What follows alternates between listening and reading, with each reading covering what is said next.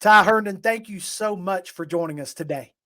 Man, you are welcome. It's crazy around my house today. I'm getting some hardwood floors installed, and I spent last night, as you can see, furniture stacked everywhere around me. So this is the real deal. The, this is a behind the scenes look at the life of Ty Herndon. Right. I needed some Tanya Tucker strength today, so I just put her on. Well, man, thank you for joining us. I just wanted to kind of, you got some exciting things coming up that we're going to get to here in just a moment, but just kind of talk about you and your life and your career and just a lot of the great things you've been able to experience. And I know you get asked this a lot. I have to start off with this because it's not a legitimate interview unless I ask you, when did you know you were going to be a country music sensation? As soon as they threw me out of gospel music, I was, I was. They welcomed me back. Gosh, I was singing in churches and tabernacles. I grew up in a very spirit-filled family church. I mean, my grandmother had her own radio show on WPRN in Butler, Alabama. I mean, the first time I ever sang in public, well, for the public, was standing on Coca-Cola boxes when I was 6 years old. Oh, So goodness.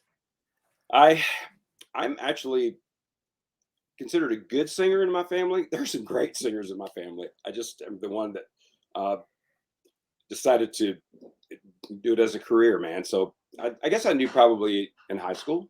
Yeah, I was getting all the solos, so I might as well use it. So that was it. So you were either very talented or raised in a community where there was no talent. And so you got all the solos and I think I think there was a little bit of talent. well, I am more curious about life before 1995 and I will explain to the listeners what that means here in just a moment. But I want you to take us back to all right, you're going down this country music track before 1995. What was life like for Ty Herndon? Well, it was kind of Oprah meets the Kardashians. To be honest with you, it was a lot of very serious things going on in my life at the time. I was working a lot. Actually, when I got my record deal, all of a sudden I wasn't working because they pull Mm, you off the road for a little bit. But I was playing all kind of. I mean, Texas is its own world, as we all know. So I had a full schedule. I was working for 7 straight years, just doing all those honky tonks. Which who would have thought it? Eventually landed me a record deal. yeah. I thought I was too old. So But you were just, I mean, you were just beating the bushes. I mean, you were out there working hard and you just had this dream. yeah, man. Well, in all this recovery process that I've done for years, the one true thing, the one even when nothing around me was authentic, the one authentic thing that was straight from God that lived in me was my gift. I Mm, could lean on that even today. I feel like I could have taken a tractor and just pulled it out at some point, but it still works, and I'm really grateful for that. Especially somebody had the bright idea to give me a record deal. At how old am I now? What was it? It's got a six in it somewhere.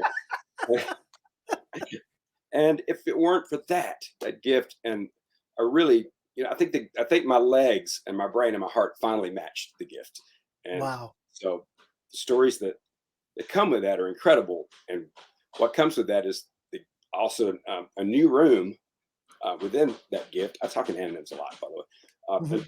A new room that's especially for taking all these scars and all this crap that I've gone through, and all of a sudden it becomes a healing room that Wow. I can take to the stage. I can take it right here with you. I can I can be well, and I can make music. And actually, I figured out over the years how to have joy. Yeah. That it didn't just come from the music. Um, so I think on this journey that we're all on, and I'll say this, to a million people, I'll say it to one person. I think the true gift is discovering where you're at right now in this moment, and what can you do to make it better, and taking a really good look at. Um, as my grandma said, "Hey, you may get old, but your dreams don't, son." Wow.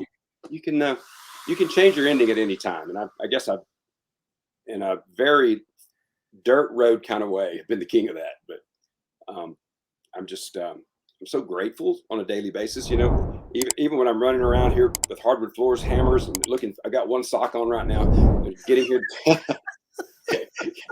getting my computer to work. That is so good. All's in.